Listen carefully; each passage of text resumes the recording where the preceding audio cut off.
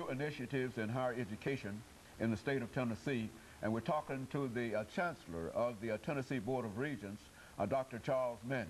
And of course, Dr. Manning, during this last segment, let's give you an opportunity to sort of bring us up in reference to some of the financial things dealing with higher education in Tennessee, because I think the first time that you came to us, there was no lottery, and I think that was one of the major issues that we talked about. How do you finance education, higher education? And now we have a lot. Talk about it from that perspective. Well, the lottery's been in a number of years now, and I'm sure many in the audience who have been able to take advantage of it. As we were chatting, it is more oriented towards a student who is coming straight from high school.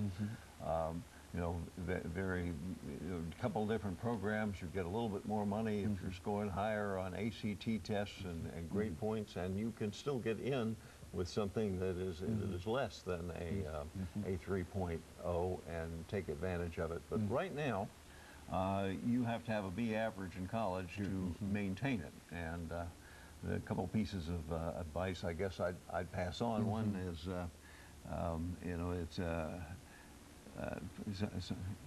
sometimes it's I guess it's harder when you get into college to maintain that B than it was in high school. And you gotta get on it right away. And keep working at it. The other is that to be a full-time student, you have to take 12 hours. To be on the lottery, you have to take 12 hours. But you know, if you take just 12, that's all you sign up for. You start to get in trouble with one of them. You have nothing to fall back on, and you're probably better off if you take more than that. That would allow you to drop a course, for example, and still be enrolled.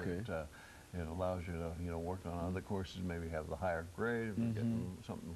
Don't stand too close to the edge in a real sense, because you know if you leave after 11 with 11 hours, then you need 12. You're too close to the edge. And so that's an issue and a problem. And you know, one of the things we model a program, not exactly, but to a great extent after the one program that was in Georgia.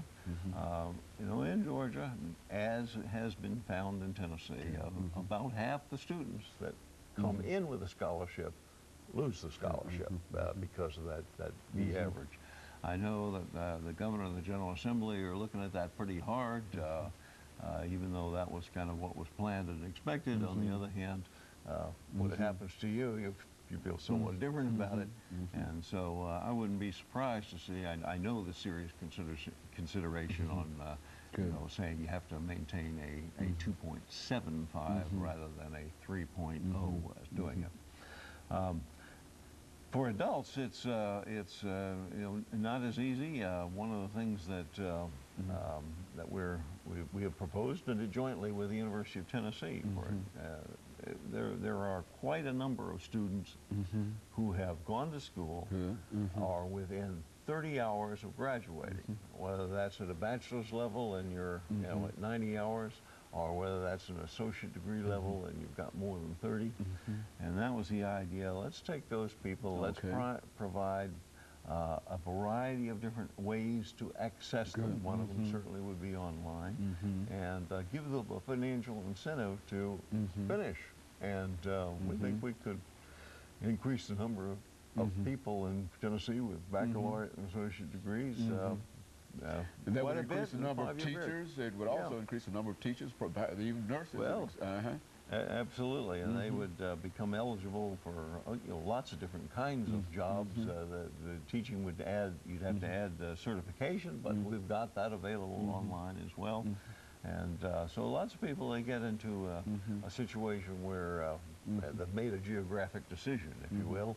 They've decided because they're married or their job, you know, and they've located a particular place, and there may or may not be an institution of higher education close by. So providing these opportunities to get there and do that. So another program that the governor has in his budget right now is one that's trying to be an incentive program for high school students to do well, and it would basically make community college virtually free in terms of tuition if you, coming out of high school, have a 19 on your ACT, a 19